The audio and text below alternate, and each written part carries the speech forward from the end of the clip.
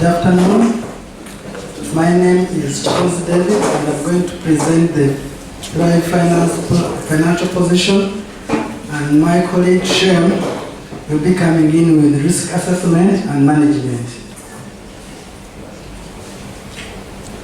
And the areas we are going to cover include introduction, statement of releases from Welcome Trust, ESA, financial position, consolidated, financial position for the units, fellows accounts, the audit we've had, risk assessment, challenges, and conclusion. In the introduction, we have two grants. We have the Thrive 2 Deltas, which is the main grant, and the RECIP, which is the Community and Public Engagement Grant. So I'm going to present two sets of financial positions, one for RECIP and another one for the main Thrive grant. RECIP, it has just started like 6 months ago, which is 17% of the time it has been in existence. The budget is 250,000. We have just received 29,000, which is 12%. The annual release is 220,000, which is 88%. And out of that budget of 250, we've just spent 4,636, which is just 2%. Thrive 2 main grant, the budget is 4.7 million. We've received 2.8 million, which is 60%. The annual release is 1.8, which is 40%, and the period covered is 3 years, which is 60% of the time. Of the release, that's the pie chart, show the percentages. Budget versus expenditure. We have the budget of 4.7 million, total expenditure to March 2031, because that's when we have the consolidated accounts. We've received reports from the units as at 31st March 2019. So the total expenditure by that date is 2.5, which is 53% absorption capacity.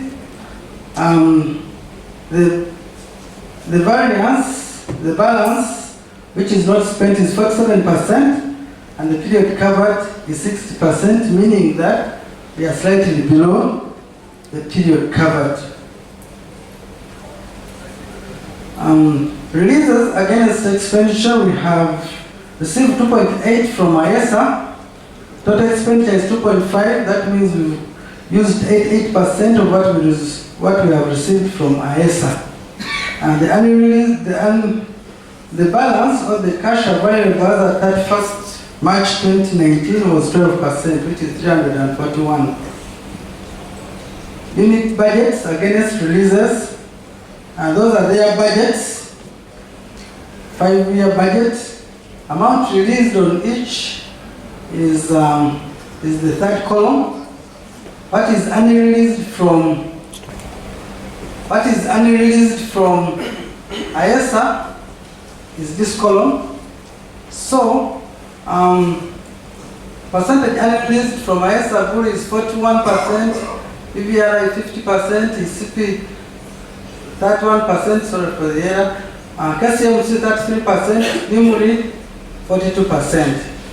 And this is the subtotal of the units. Then Makerere, we have received 222,000. The annual release is 82,000, and the percentage is 27%. COA, this is the budget. This is what has been released. This is the unreleased, and the percentage is 41. That is unreleased. So the total budget is 4.7 million. 2.8 is what is released. 1.9 is the unreleased, and the percentage unreleased is 40%. Units releases against expenditure. This column shows what has been transferred to the units. Total expenditure is this column. Then the cash balances, because it is what has been transferred, less what they have spent, so this is the cash balance. And the percentage of the cash available is 17% for Guru, 41% for EVRI, ISIPA is 10%, SCMC 37%, 5% NIMRI. So the total of the cash in the units is 19%. Makerere is 9%, what we are remaining with by that 1st March. COA was 10%, and the total is 12% of the cash available by that 1st March. Unit budget against expenditure, that is the absorption capacity. 5-year budget is this column for the units and for the lead institution. Total expenditure, this column for the units and lead institution down here. So balance on budget, what is not absorbed is this column. So the percentage absorbed is 49% for Guru of the total budget. So it's a percentage of total expenditure against the budget here. So it's 49% absorption capacity for Guru, 30 for EVRI, 62 for ISIPE, 42 for SCMC, 56 for NIMRI, and the total absorption capacity in the units is 50%. For the need, the absorption capacity for Makerere is 67%, COA 53%, and the overall total is 53%. Then we go to the Pharaoh's absorption or utilization. The second column is the budget for the Pharaohs. This is what they have spent, each Pharaoh. And this is the balance of each. And the percentage utilization what they have utilized against their budget is this the percentage. So Tigoi was replaced by Joel Odell, so combined because he's using his budget. So those are the budgets. After Kwizira is 29, the highest is 57, which is very recent.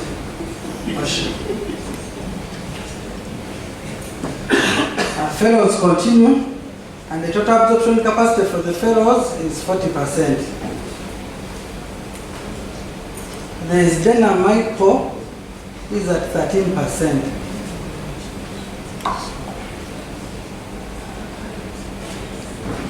For the postdoc fellows, this is their budget for each.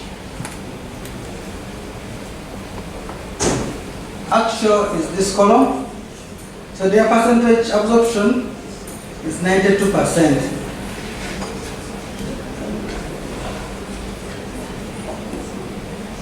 Master fellows, then the units, PVRI has taken, we have list all the master fellows, their budget is this. This is what we have sent the units. So the balance is only with little with 4,000 and good 1,000. So the percentage absorption is 90%. Okay, we've had audits. In May 2018, we had an internal audit by PwC Kenya. Okay, the objective was to evaluate the design and operating effectiveness of the key controls of Thrive. And in conclusion, they said the control environment can be assessed as sound, though with some areas of improvement to further strengthen the environment. That was their conclusion. And in March and April this year, we've had external audit from the Auditor General, and the management letter has just come out, so maybe in the next meeting shall tell the details. My colleague is coming in with risk assessment and management.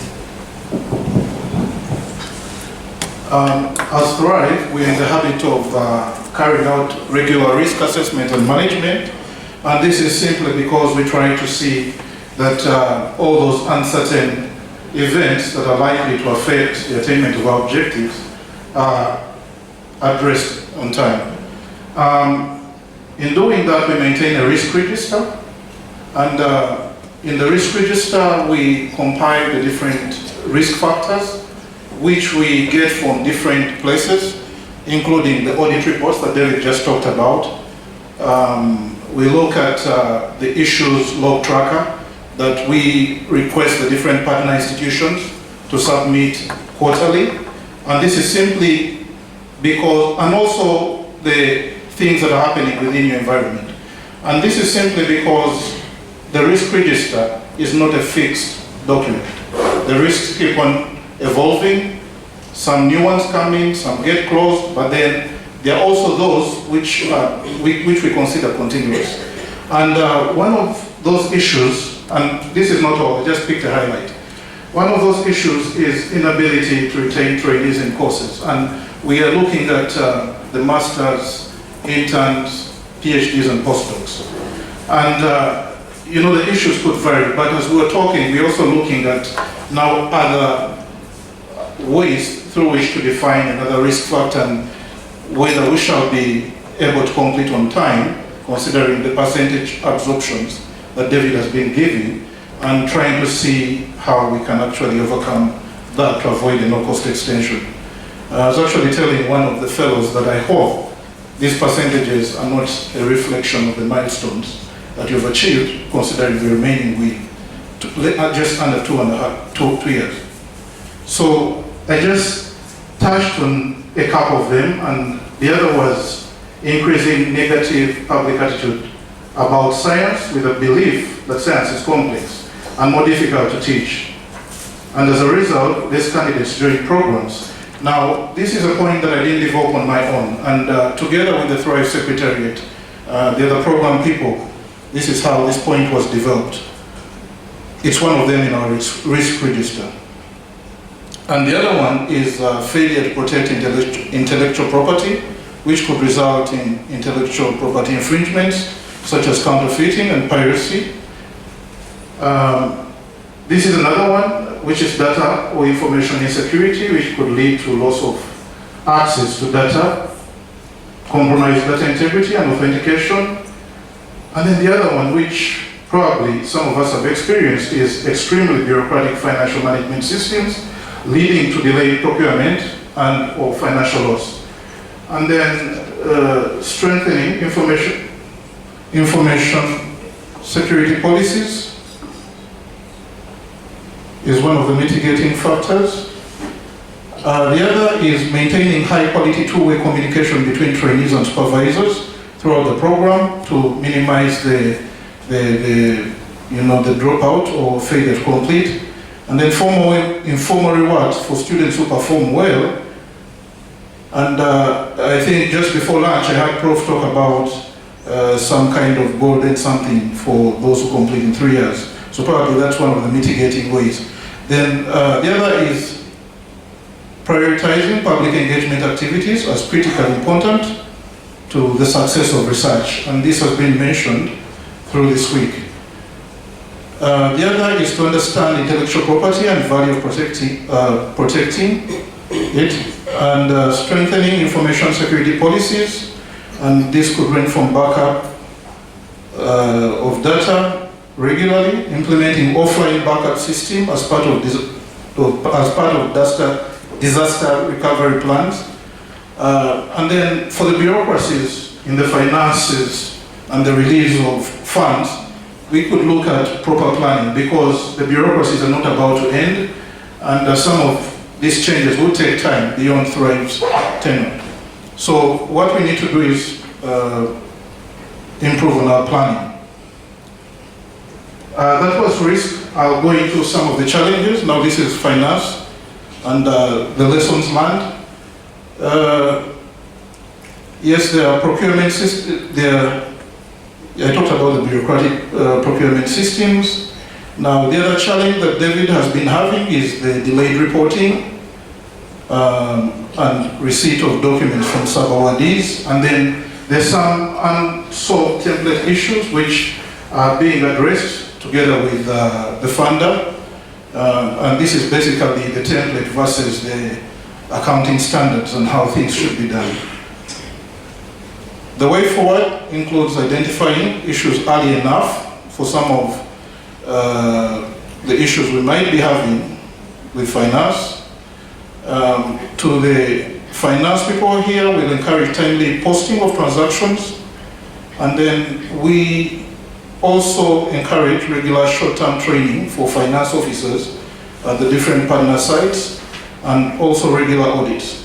So to sum it up, I will say that for this presentation, it's very important to ensure that we read the terms and conditions of the grant and ensure that we comply to each and every bit of that.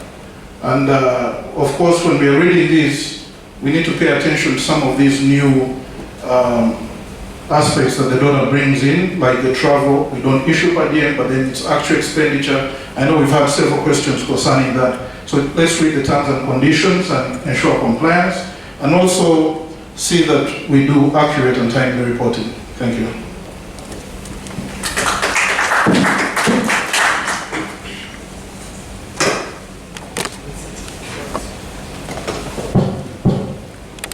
So I think the session following this is the discussion on closing remarks.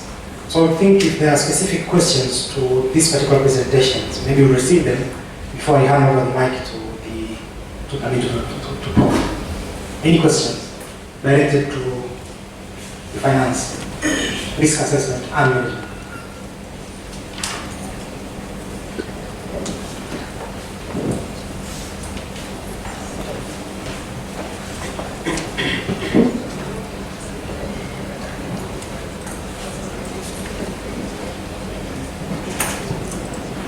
Thank you very much for the presentation. My frustration stems from the European procurement. You place in a request, but it can take close to over 3 months sometimes before you get the actual thing affected. And you find that, I don't know whether there's a thread in terms of knowing where this request has moved from one office to the other. So you keep running to one office in finance, it says no, go to the principal says no, go back to Thrive, and Thrive, no, go to the, I think in procurement at Makere. So I don't know how we can try to streamline this so that at the end of the day we concentrate on the science and we don't get bothered by the financial aspect. Thank you. Any other question?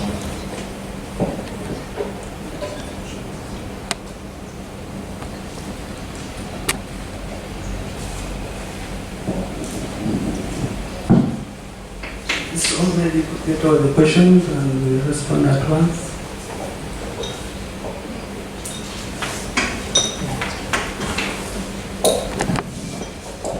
Yeah, thank you. So I've absorbed 100% of the funds. Just wanted to ask, because there was some money for the travel, for the mentor. I think he's coming sometimes towards the end of the year. Is that money still accessible? Because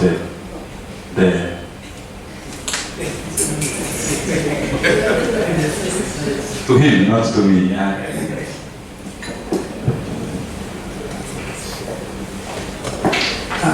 Maybe let me start with the last question. For your case, yeah, we are showing that we've absorbed 100%. However, we send this money to your unit.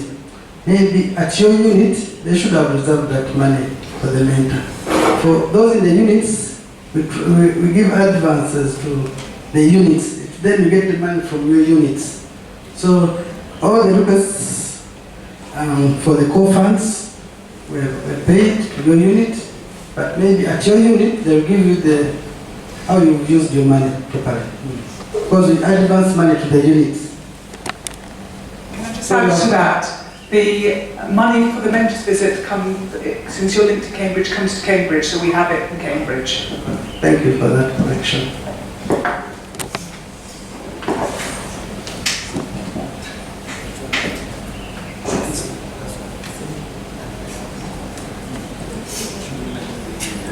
Okay, just to answer the question on procurement. One of the solutions we talked about was aisle planning, but clearly in that particular scenario, we planned ahead of time. But like I said, there are bureaucracies which we cannot control at some of our institutions. And sometimes, and in this case, Makerere, we've been having a couple of changes administratively, so probably that affected also. But we'll continue to push on that. When we talk about risk, mitigating factors for risk, we are not saying that we take away the risk completely, but we try to reduce it. And certainly, I think 80% of the cases where we've planned properly, we've gotten it right.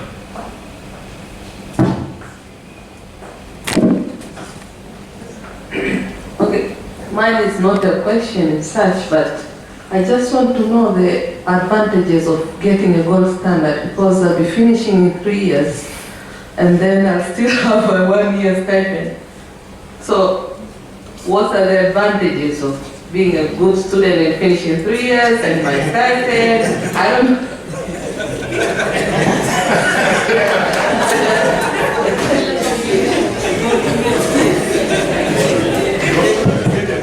Any other questions?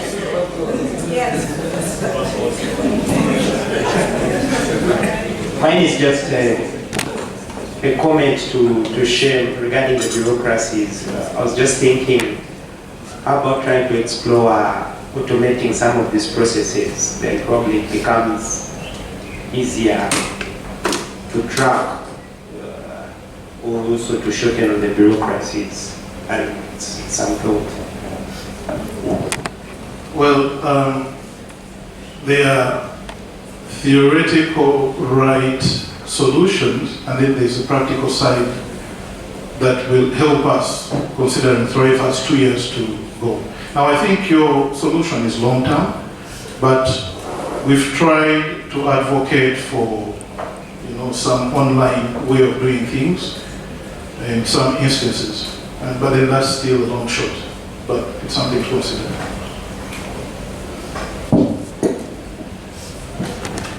Any specific questions directed to the two gentlemen here? If there's none, then I think I'll call them Professor Listo. Well, when the question was asked, people's responses were also puzzling. They laughed. I wonder why they laughed. The idea behind giving a gold hour is to make you behave more responsibly, so that you do the work you're supposed to do in good time and complete. That is one reason. Not to prolong the work because there is a stipend. And so funders often ask, are people staying longer because of the stipend? And so as long as they know they are getting a stipend, they are happy to. So finishing early is more honorable than staying on simply to get a stipend. So we give you the gold award.